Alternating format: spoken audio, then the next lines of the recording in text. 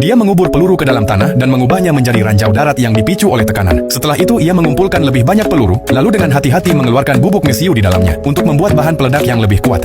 Semua itu ia pasang di berbagai sudut lahannya, siap untuk diledakkan kapan saja. Ia bahkan menggali sebuah parit panjang, mengisinya dengan bensin, dan membuat sumbu api yang memanjang sepanjang jalur yang diperkirakan akan dilewati musuh. Ia juga menaruh pemicu, lalu menutupi semua jebakan itu dengan rumput agar tak terlihat. Namun, inti pertahanan terbesarnya ada di bawah tanah. Ia membuat jaringan terowongan rahasia. Di mulut terowongan, ia menempatkan sebuah shotgun double barrel yang sudah dipendekkan dalam posisi siap tembak. Batang-batang besi ia asah hingga runcing, menjadikannya tombak mematikan yang kemudian ditanam di lubang-lubang dalam sepanjang terowongan. Dari atas, ia memasang balok-balok kayu berat yang dilapisi ujung baja tajam, siap dijatuhkan kapan saja. Di sekitar dinding terowongan, ia membuat lubang-lubang kecil untuk mengintai sekaligus menyerang secara tiba-tiba dari bayangan. Setiap lokasi perangkap ia hafal dengan cermat, sebab jumlahnya begitu banyak hingga ia sendiri berisiko terjebak. Dan jika ada yang berhasil selamat melewati semua jebakan itu, ia sudah menyiapkan sebuah busur komposit pada kekuatan maksimum, senjata pamungkas, agar tak ada seorang pun yang bisa melarikan diri. Sebagai pertahanan terakhir, ia bahkan menanam ranjau claymore dan bahan peledak C4 di dalam terowongan. Rambo tidak lagi berjuang demi bertahan hidup. Kali ini ia berjuang demi balas dendam. Baginya, tempat itu akan ia ubah menjadi kuburan massal bagi siapa saja yang berani datang. Tapi apa yang bisa membuat seorang pria hampir berusia 70 tahun nekat menempuh jalan sejauh itu? Jawabannya sederhana, putrinya. Sejak pensiun, Rambo tidak pernah menikah dan tidak memiliki anak kandung. Namun saat berusia 50 tahun, ia mengadopsi seorang anak perempuan. Gadis itu tumbuh besar hingga suatu hari memutuskan untuk pergi ke Meksiko demi mencari ayah kandungnya yang sebenarnya. Rambo sudah memperingatkannya bahwa pria itu bukanlah sosok yang baik, bahkan sangat berbahaya. Tapi gadis itu, Ana, tidak menggubris. Ia tetap bertekad untuk menemui ayah kandungnya, tanpa sadar bahwa langkah itu justru menyeretnya ke dalam tragedi. Dengan bantuan seorang teman di Meksiko, Ana akhirnya menemukan pria yang selama ini ia cari. Namun seperti yang Rambo katakan, pria itu sama sekali tidak peduli padanya. Ia bahkan pernah membunuh ibunya dengan pukulan dan melihat Ana hanya sebagai beban. Perasaan Ana hancur. Ia merasa kosong dan kehilangan arah. Untuk menghiburnya, seorang teman mengajaknya ke sebuah klub malam.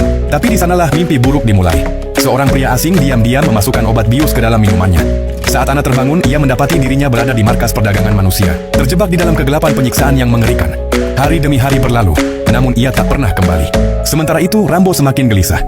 Ia merasakan ada sesuatu yang salah. Hingga akhirnya ia memutuskan untuk bertindak. Dengan senjata di tangan dan mobil yang siap melaju, ia menyeberang menuju Meksiko, siap berperang demi menyelamatkan putrinya.